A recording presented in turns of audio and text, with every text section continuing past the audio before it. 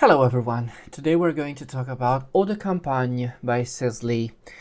There wasn't a single fragrance I've smelled from this house that I did not like. However, this is the first time I'm purchasing ever a fragrance from theirs, and I am glad it was Eau de Campagne.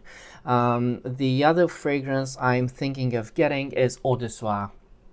Because, I should have mentioned Eau de Soir while talking about Jean-Louis Scherer, because they do share some similarities, where they are, very green, very oak mossy, very dark chypres towards the end there. Now, Eau de Campagne was done by Jean-Claude Ellena somewhere in the 70s. It was done in 76. And when I first smelled it, it reminded me of a very, very beautiful fragrance from Guerlain, which is Un dimanche à la campagne.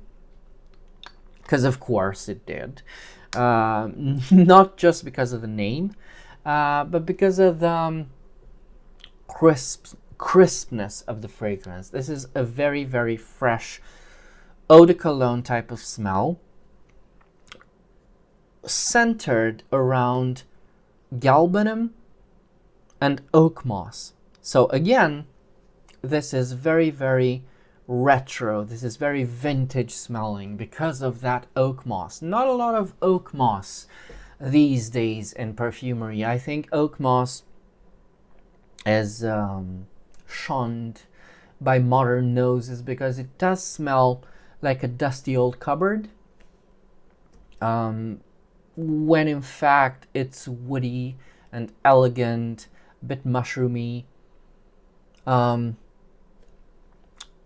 it does have that green pungency, green woody pungency that I do adore in chypres, and it is the mark of a chypre. Now this is an eau de cologne which does have a chypre architecture, I guess, because most eau de cologne in the traditional way of making eau de cologne do. And I do quite like this. I like it quite a lot because looking on the notes, you see that tomato leaf note. And because of that tomato leaf note, a lot of people go and liken it to... It's from Parfum d'Empire, Corsica Furiosa from Parfum d'Empire, and to, for some reason, Italian Leather by Memo Paris. Let me tell you, in the first 5 minutes, maybe, it's very, very similar to Corsica Furiosa, which is a fragrance I do own and I do love. But after a while it goes in its own direction and it's very, very different.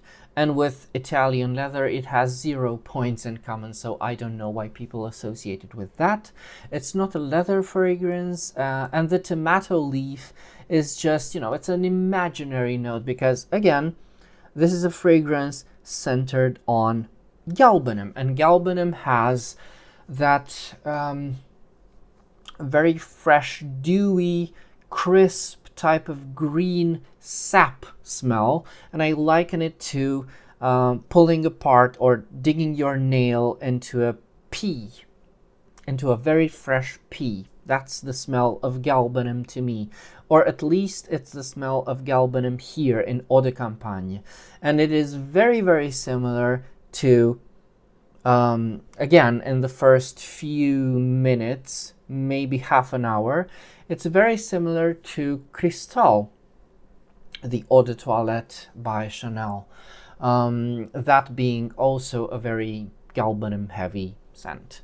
But apart from that, it just goes its own way, and its trajectory is oak moss.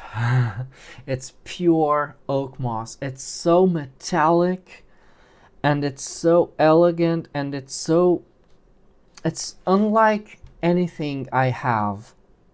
Well, maybe I can liken it to some parts of Sauvage, without the citrus and with the jasmine. So it is, yes, I think it's quite similar to, so if you imagine Eau Sauvage, the eau de toilette, where you take away the citrus notes, because this is not, it's citrusy, but it's not as citrusy as Eau Sauvage is, which is, you know, it's lemony.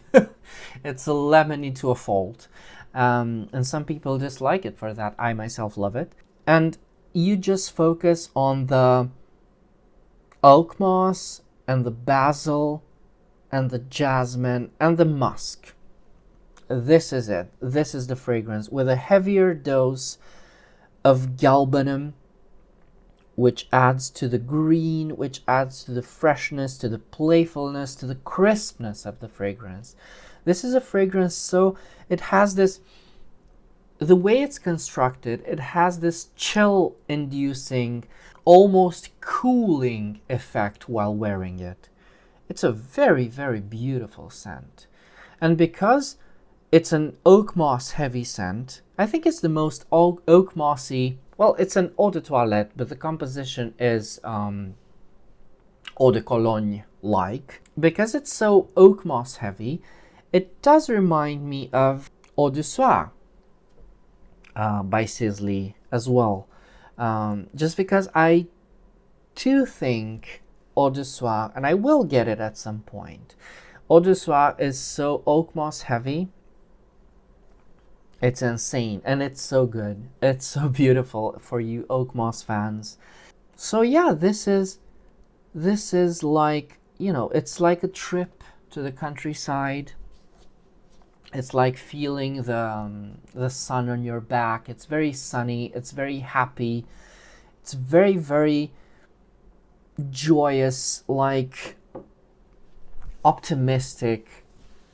Such a pleasure to wear, and I cannot wait to wear it. I will wear it very soon because I am so sick of winter and I am so sick of the cold. The weather is turning around. I mean, it's gradually better. But I will be much more relieved when it's at least March, because I hate winter. I'm so sick of it. My goodness, what a beautiful, beautiful scent. There are parts of bitter geranium in this, which again, it's not, there's no trace of sweetness in this fragrance, which I do adore about it. It's such an austerely fresh fragrance. It's the top elegance to me. The basil works wonder. I think the basil is the only thing that adds a bit of vegetal sweetness to the fragrance, makes it a bit more, you know, a bit more delicate. But the fragrance is just amazing. So Jean-Claude Ellena, 1976, if I remember correctly. Yeah, beautiful, beautiful scent. Now I will have to give this a few more wears to see if anything else changes, because sometimes this happens.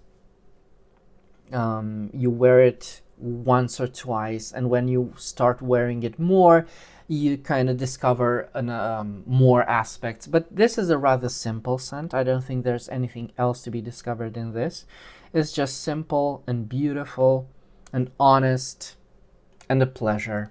So if you've got any other questions, I wanted to say also that the bottle is so beautiful. All right, so if you've got any other questions, do let me know in the comments. And until next time, remember, fragrance creates memories, and may yours be happy.